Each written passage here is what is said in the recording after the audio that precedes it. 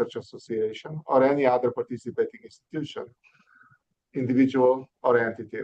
All views expressed during a CIBRA or CIBRA co-hosted events are strictly those of the authors, discussants, and other participants, and not those of CIBRA, the co-sponsoring institutions, or any other participating institution. Let me briefly introduce the speakers. The first speaker will be Joachim Hubmer, who's an assistant professor of economics at the University of Pennsylvania. He'll be presenting investment demand and dynamic competition for customers. And then the second presentation will be Jenny Tang, who's a vice president and economist at the research department of the Federal Reserve Bank of Boston. Jenny will talk about the future in today's prices. Okay, let's start. Joachim, you have 15 minutes.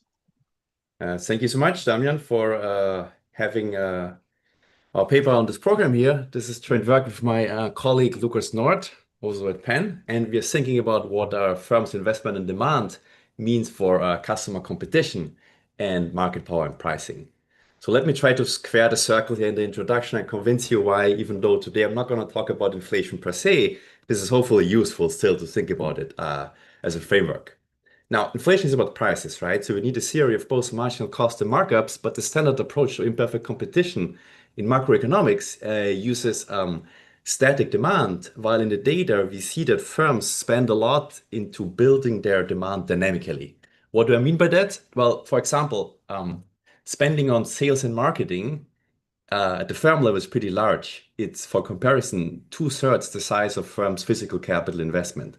So it's on the order of 5% of revenue or 8% of firm's value added, and reflects mostly efforts to contact customers. And so it's also consistent with another set of empirical facts that is sort of saying that when you look at sales variation across firms, it's really mostly about the number of customers firms are having and not so much about how much they're selling per customer. And so in this paper, we are providing a quantitative theory of markups that's consistent with these sort of facts on the dynamics of customer competition. And the key feature is that customers decide not only how much, but also who to buy from based on the prices firms are setting. And what is demand investment doing? Well, demand investment is effectively increasing customers' options, and hence going to lead to a lowering of firms' markups in equilibrium and an increase of the cost pass-through. And so today I'm going to show you some implications for misallocation and product market policy. That being said, today it's still entirely a real model. Of course, we hope that in the future one can use this sort of framework and build it into a model of nominal rigidities, for example, to talk about more about inflation specifically. Okay, just going to sketch the model very briefly. The key ingredient is going to be the market for intermediates, where on the one side of the market, we have as the customers a competitive final goods firms, and the other side, the suppliers, intermediate goods firms that have market power. And they're going to be heterogeneous in some fundamental, I'm going to call productivity C, but that could be also sort of quality of the product, and the customer base, so the number of customers they're currently serving in. And the key thing is that there's a search friction here. And you actually, as a supplier, you have to invest real resources, send out your salespeople, run advertisement, spend on marketing to contact customers, and you do so at random. And so the customers are always in contact with the previous supplier, but they might potentially also be contacted by one or multiple potential new suppliers. And so the customers only see the prices, and they also cannot commit to stay in the match.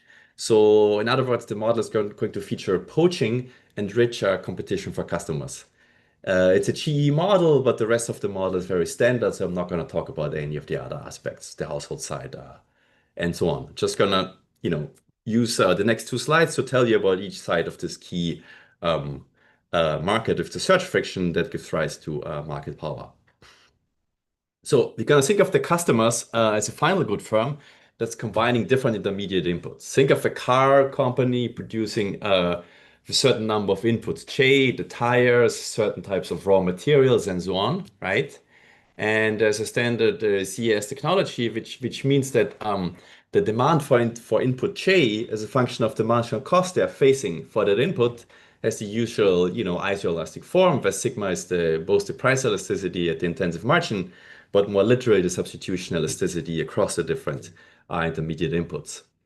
And so what's the static value of a match? Well, it's just a reduction in the production cost, okay? There is an outside option. If you don't have currently a supplier for a given intermediate input, you can produce in-house. That gives you an outside option. That's generally worse. If you are matched to a supplier charging a certain price P, you can buy as many inputs as you want at that price. And so the marginal cost of that input J is just going to be the price you're facing for that match. Okay. But because matches are persistent, you don't just care about the static values, but you care sort of about dynamic values of being matched or unmatched. And they generally depend on the prices you're facing because, based on today's price you're being charged, you infer something about the future as well. You have some expectation of future prices, of supplier exit, and so on. So most of the action is on the side of the suppliers, the intermediate good firms, and they are doing two things. Okay, there's two key margins here. One, they're choosing a price, a uniform price, and given the price, they're making a certain static profit per customer. That's the usual formulation: price minus marginal cost times the quantity, which is a function of the price they're charging. So that's the profit per customer in a given period. But they're also choosing their demand investment. So what it means literally in the model is they're choosing a contact intensity that's per existing customer. How many new ones are you contacting at a certain investment cost? That's our notion of demand investment in the model. And as a result, the customer growth rate is 1 plus the acquisition rate minus the quit rate, where, importantly, this E of P here is the conversion rate per contact, and the Q of P, the quit rate per existing customer. These things depend on your own price directly, but also in equilibrium on the entire distribution of other firms' demand investment and their prices, okay, and the distribution of matches. So that's sort of a rich object that sort of, this notation here implicitly doesn't mention it, but of course it depends on all the action of the other firms in the economy. Now, we make some technical assumption that means that like a firm's behavior is going to be independent of the number of customers and only a function of the productivity fundamental. That's not just for tractability, but it's mostly to match the empirical evidence that is saying the following thing. When you fix a firm, so you fix a firm's marginal cost, and you look at the prices that firm is charging across different markets, the relative price they are charging across markets is not a direct function systematically of the relative number of customers that firm has across markets. In other words, it's not systematically the case that firms always use lower prices when they enter a market and a few customers, and then once they have a certain customer base, they would raise the price. It looks more like uniform pricing across markets on that dimension. That's despite the fact that the customer growth margin is responsive to the price, both in our model and also in the data. And so to sum it up, what we get from this setup is variation in both the extensive margin and the intensive margin of demand. And we can, for example, match the fact that most sales variation across firms is in terms of the number of customers. Let me show you a picture of the resulting markups and build them up step by step. So, there's an optimal static monopoly markup that's a function of the sigma, and that's the usual thing. It would be around 1.8 here in our calibration.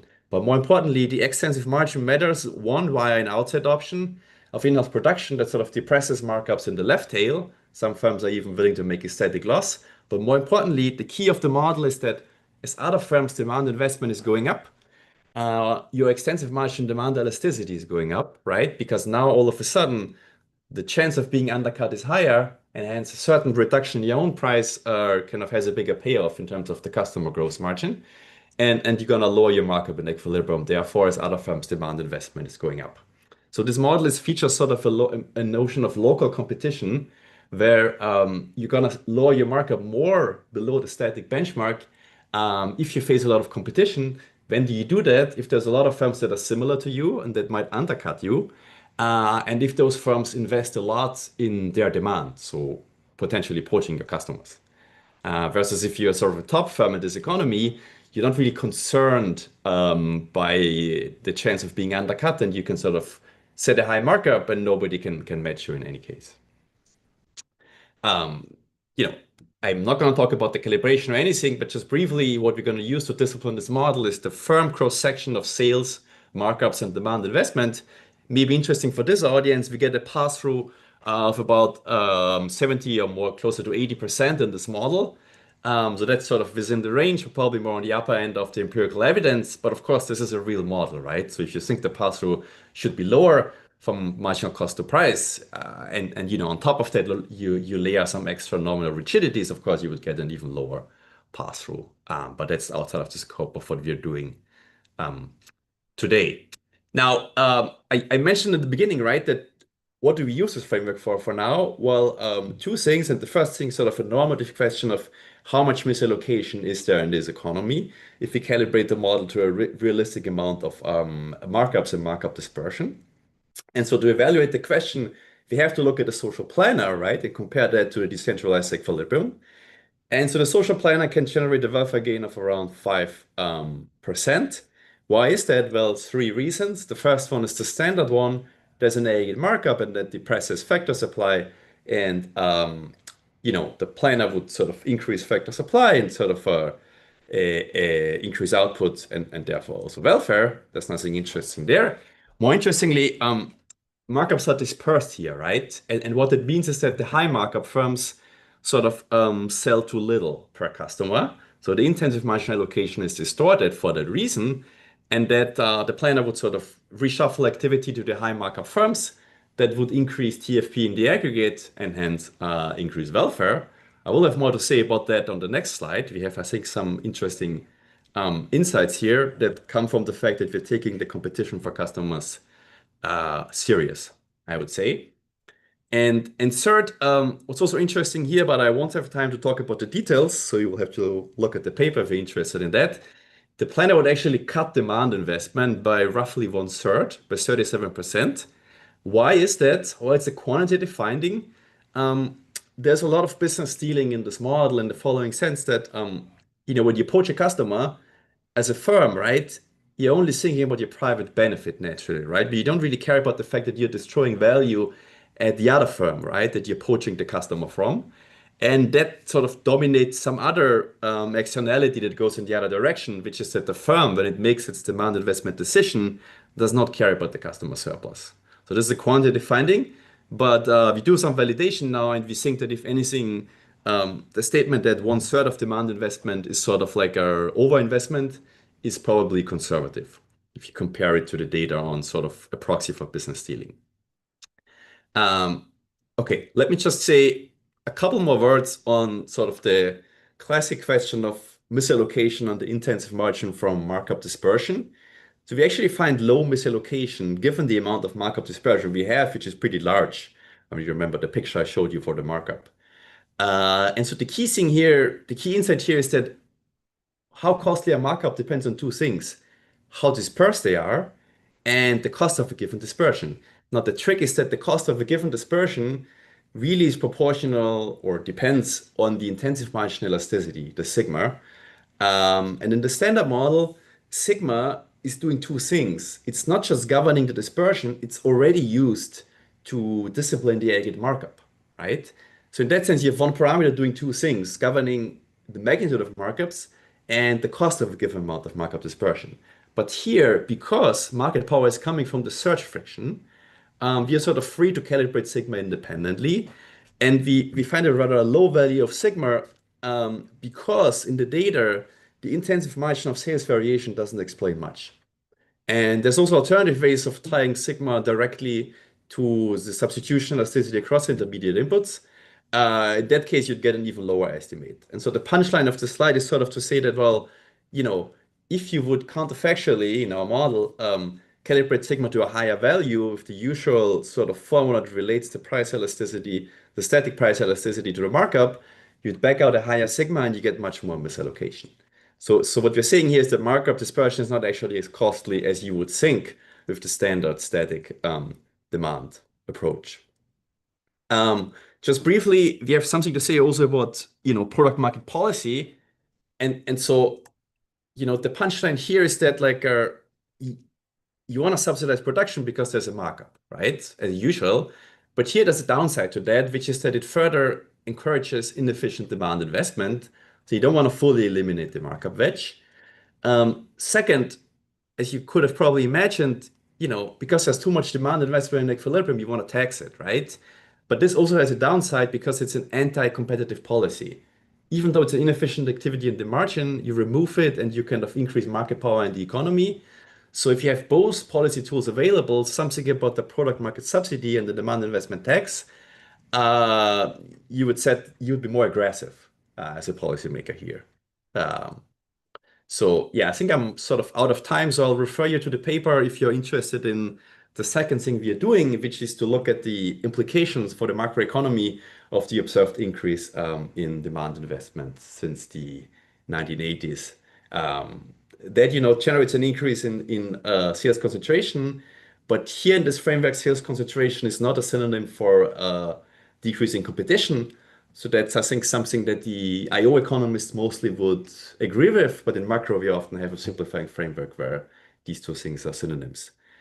That's all I wanted to say. So I'll hand the microphone back to Damian or Jenny directly. Thank you very much, Joachim. Jenny, you have 15 minutes. Okay, thank you.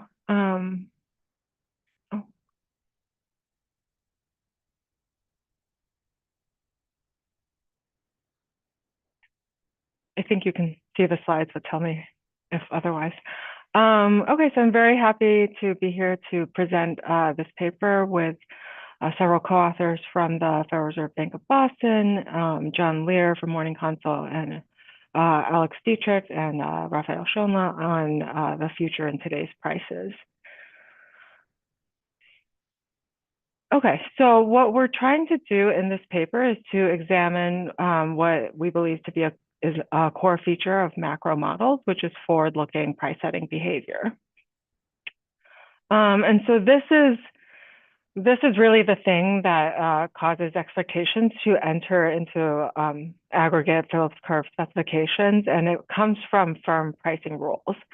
So a prototypical firm pricing rule that we have in mind is that given change by firm I of their prices is a function of both the contemporaneous change in their costs, but also there's a forward-looking term that they react to changes in expected costs as well. So far in the literature, identifying the pass-through of contemporaneous costs separately from any changes in expectations is empirically challenging because of both measurement and endogeneity issues. And so this is where the paper is trying to step in and contribute. Okay, so what we do is we try to identify these two pass-through parameters using a cross-section of current and expected future cost changes, specifically that are due to the 2025 trade policy changes. We do so in a novel survey of small and medium-sized businesses where we collect all the variables that we need, in addition to some variables that help us to explore different dimensions of heterogeneity, including pricing frequency, their sector, and uncertainty about future trade policy. We also interpret the results in a generalized hazard framework that characterizes pricing behavior in response to current costs and future expected costs at different horizons. And we find that this framework does align reasonably well with our empirical findings. So just to preview what the main results are, we find that both contemporaneous and expected future cost shocks matter. So the pass-through of contemporaneous changes in actual costs is about 70%, and we find close to 40% pass-through of changes in expectations. We also find that firms that change prices less frequently, so they have stickier prices, those that are more uncertain about future cost changes or service producers, those are the ones that tend to preemptively pass through expected cost changes, while the other firms tend to fully pass through current costs but react less to changes in expectations. Okay, and so several of these results are consistent with a few different types of pricing models, but really the uncertainty result kind of points more to these endogenous pricing models. And the sector-specific results that we find also hints that there may be some sectoral dynamics that are beyond even these endogenous pricing menu cost models. Okay, I'm gonna skip the literature in the interest of time. And before jumping into the data and the empirics, I'll just set up the theoretical framework that we have in mind. And so it's a simple linear quadratic setting in which firms choose their optimal reset price, P star here, to minimize a quadratic distance from their frictionless target price, this P dagger, at all future dates. It's discounted by discount factor beta, and there's a random time tau until the firms are able to next reset their prices. And so this type of framework can nest Calvo, Taylor, and menu cost models. So it's fairly general, and that's why we focus on this framework. And so you can show in this model that optimizing this problem would yield a reset price that is just simply kind of a weighted average of expected future target prices, which we relate to marginal costs. And these weights specifically are this particular function of the sequence of survival functions corresponding to a general hazard function. Okay, so from this framework, you can obtain this expression. So if we suppose that firms are in steady state before their most recent price change, this is really just for simplicity of exposition, their optimal price change, so they're starting from 0, so the level is the change, will be related to their contemporaneous realized marginal cost change and expected future marginal cost changes as well. So the pass-through of the realized cost changes in this framework should actually be equal to 1. And the pass-through of future changes should be below 1, but will depend on the discounted survival probability of the price and marginal cost processes. And this parameter, or like the expected coefficient that we would estimate, would vary with things like typical price change frequencies, for example. Okay, so the empirical challenge here is how we can causally identify the role of current and expected future cost changes separately.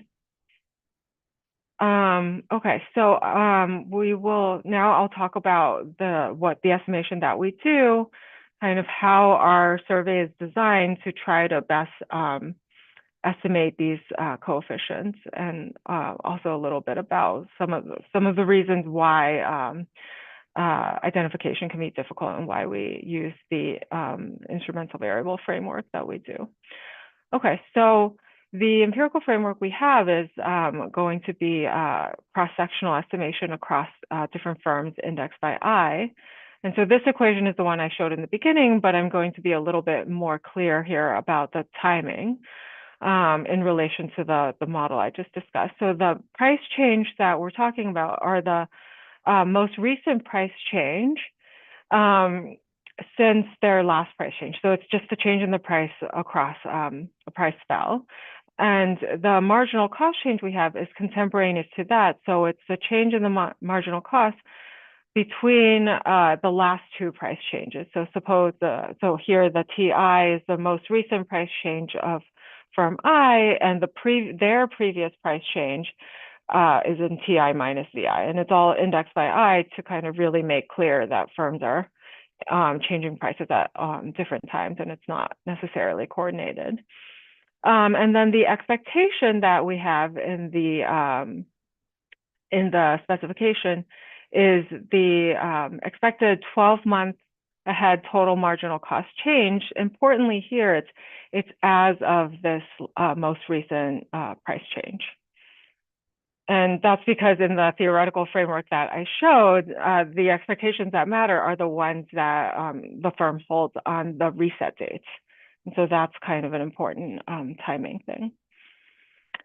Okay, and so this timing is what is one innovation in our survey relative to a lot of the existing surveys. And so just to be super clear here, we ran our survey in August of 2025, but we asked firms to recall the price change and the cost change between their two most recent price changes, and importantly, to also recall expectations of their future costs as of their most recent price change. Okay, in contrast, in a lot of existing surveys, suppose we ran the typical type of question in our August 2025 survey, they might ask, a lot of them do ask, how did your prices change over the last year? How did your costs change over the last year? And how will you, how do you now expect costs to change in the future? But none of these are, would be systematically lined up with when firms actually, in the survey, actually reset their prices. And so that's an important difference in our survey relative to these other surveys. And you can see kind of, if you think about the theoretical framework, why that particular setup may not work as well, especially for looking at how prices react to expectations, because you are capturing expectations at a time that incorporates new information relative to when the firm actually sets their current price level. Okay, so with that setting, we're getting closer, but it's still not quite enough to fully identify beta and gamma because of potential simultaneity bias. There are other shocks that can affect prices that also affect their costs. So you could think of things like shocks to markups as one example. But there are, so this is one example, and that's why we use an IV framework. And so the specific instrument that we use is in our survey, when we're asking firms changes in costs and their changes in expected costs, we then ask parallel questions that say basically, how much of each of these things were specifically due to this, the change in trade policy. And that's because we think of this trade policy shock as being largely unexpected. There's also a lot of cross-sectional variation in exposure that is largely predetermined. And so this gives us exogenous variation in the two variables that we care about. And so we take these cost changes specifically due to trade policy and use them jointly as instruments for our overall cost changes and expectations changes. And so the assumption we're making there is that the trade policy shocks affect prices only through their costs, past costs and cost expectations.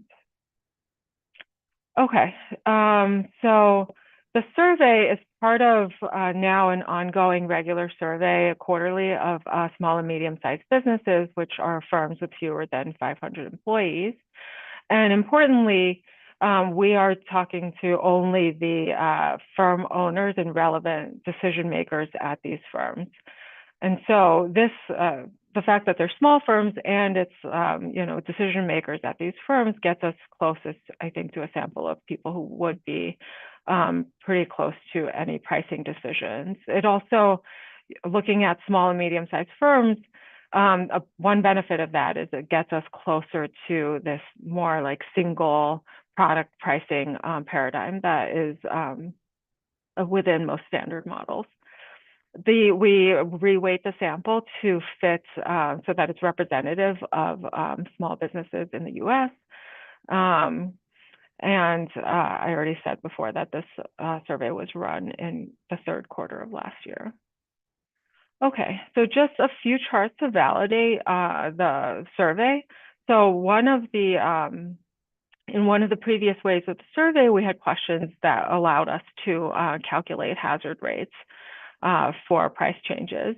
And that's what's on the left here. And this matches pretty well the distribution that is seen using microdata from one of Raphael's past papers. We can also look at the average price duration reported directly by firms and we see pretty sensible things. There is a bit of spikes at kind of round numbers. So there are some firms that just change their prices all the time, and also a spike at 6 months, 12 months, somewhat at 18 months and 2 years. This is showing you, we had a question basically asking firms if they are affected by various of the recent trade policy changes, the new tariffs. And so this is the fraction of firms that are impacted in some way by the new tariffs by industry. And here I only included industries where we had at least 25 firms for like a decent sample. And this aligns pretty well broadly with tariff impacts calculated by others in the literature.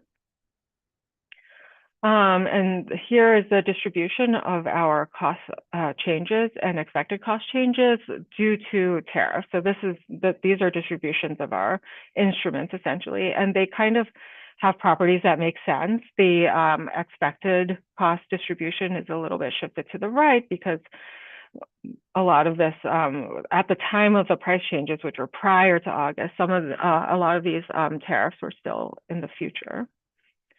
Okay, so using that, our main result is here. So the second column is the one to focus on. That's the IV specification, showing about 70% pass-through of cost changes and about 40% pass-through of expected cost changes. And then we go ahead and do some of our splits to look at heterogeneity, where we find that there's kind of complete pass-through of past cost changes for firms that change prices on average at least as frequently as every 6 months, and not much reaction to expected cost changes, whereas the stickier pricing firms have more preemptive pass-through of expected cost changes. And you kind of see a similar pattern when you split by goods and services, with services being service producing firms being those that pass through more the expected cost changes. We also, in the interest of time, I'm not going to go through this slide in detail, but we have a way of eliciting uncertainty about future trade policy cost changes. And so when we do that split, we find that the highly uncertain firms are actually the ones that react a lot more to cost expectations. And then our last exercise is to calculate this sufficient statistics for pass-through expectations from the paper of Yvonne Vernings, 2022, which is basically just a ratio of the duration of the ongoing price spells over the average duration. And so we do a split based on this sufficient statistic. And as predicted by that model, it's the firms with the higher predicted pass-through of expectations do have actually estimated higher pass-through of expectations. And so to wrap up, we find that overall forward-looking pricing is quantitatively important. But we do see some lessons for models here. So overall, the results are consistent with many pricing models, but the split by uncertainty really reveals an importance of the option value for expected cost pass-through. And the split by sectors reveals potentially further dynamics that could be incorporated into models. And in aggregate, this means that the inflation effects of cost shocks depends on the sectoral mix and the underlying distributions of the adjustment frequencies and uncertainty. Thank you very much, Jenny. Let's start with our Q&A. Maybe I have a question for Joachim at the beginning. Is how to think about sales in your framework. Can you elaborate a little bit more on that? Sales or the sales and marketing spending, the demand investment? So yeah, you can yeah. talk So I think about I both. think Yeah. yeah. So sales. We're just talking about like firms revenue, right? Terms of revenue, and we're thinking of sort of both. Literally in the model, it's B2B sales, right? Because Yeah. firms buying from firms, but of course, I mean, technically, you can also think of that as selling to the household sector directly, and most of the insights are going through. So we think as the framework as being more general. It's just that, like half of economic transactions are B2B. So we think it's sort of the more natural way to start. But in some sense, we're thinking of all sales. And I think the harder question is what exactly do we mean by demand investment, right? I mean, in the model, it's the cost of contacting customers, which is like sending a salesperson. I'm a manufacturer. I want to sell medical devices. I have to send people to a conference, to a doctor's office, and so on. Could also be classic advertising and marketing, but it's a pretty broad notion of expanding your demand on the extensive margin. There's a lot of empirical evidence that firms spend a lot on that, but there's not like a single perfect measure of it. So we have this proxy measure for public firms you can get from in Compustat Capital like you. That's called sales and marketing spending, and that's what we take. But it's not an exact measure. I also mean sales, if you think, selling directly to consumers, and occasionally, firms lower the prices to attract more consumers. Oh, hoping, sorry. Yeah, yes. hoping that, that they will expand their customer base by potentially offering price that is at marginal cost or even lower marginal cost. So exactly. So that's something we don't have in the model right now, sort of like teaser pricing or something like this. Yeah. So again, we're not saying this is not happening. It's for sure happening, right? In some industries, all we're sort of saying that like it's not happening in a systematic way.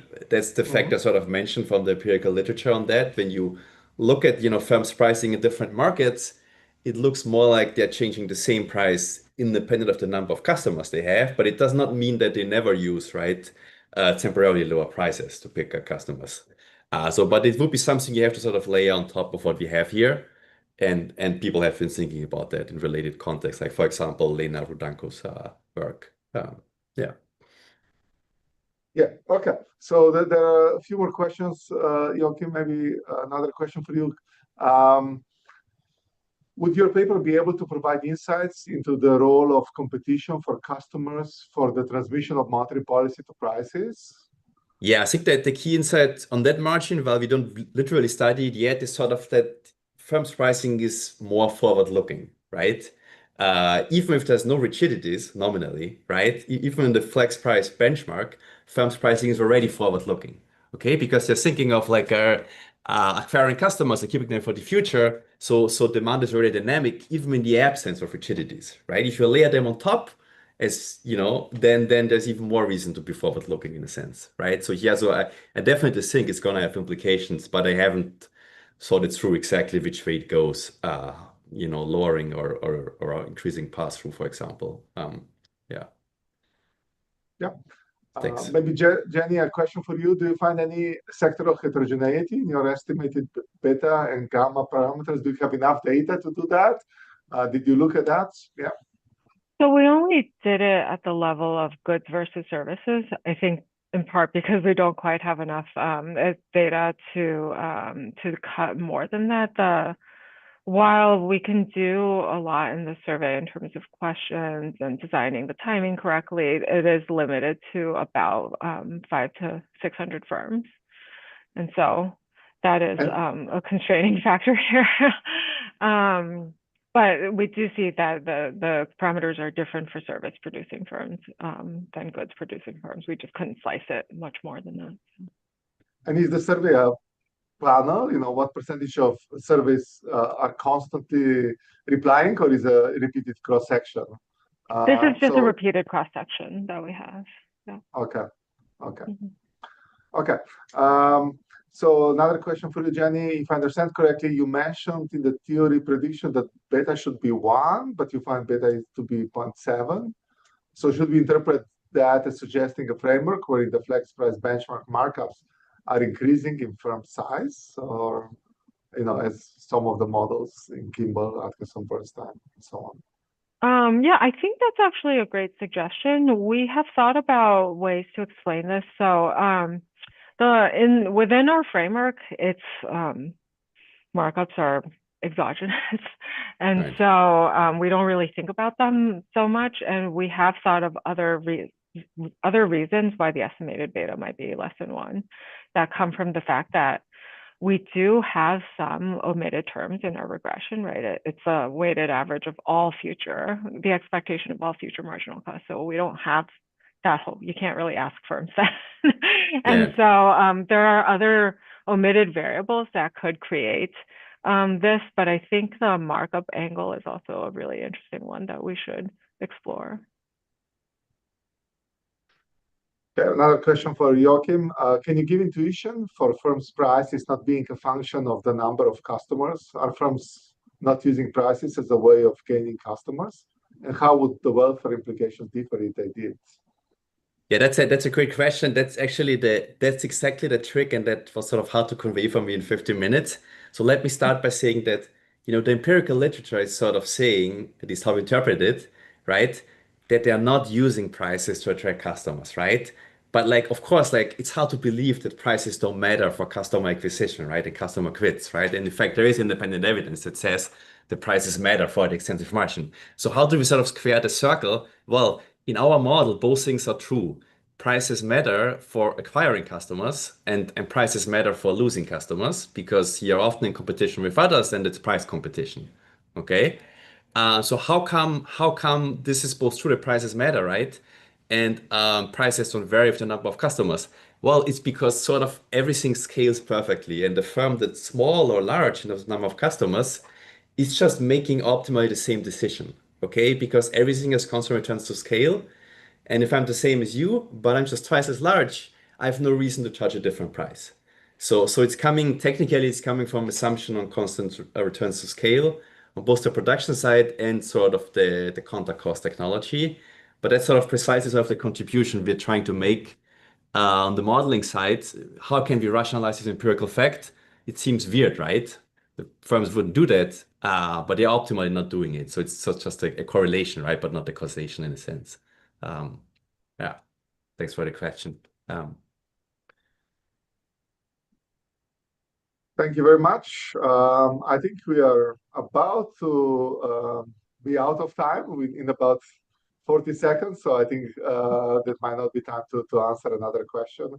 But I can say, if I might say thank you to all the panelists and to all the attendees for asking questions and for a nice discussion. Thank you very much. Thank you.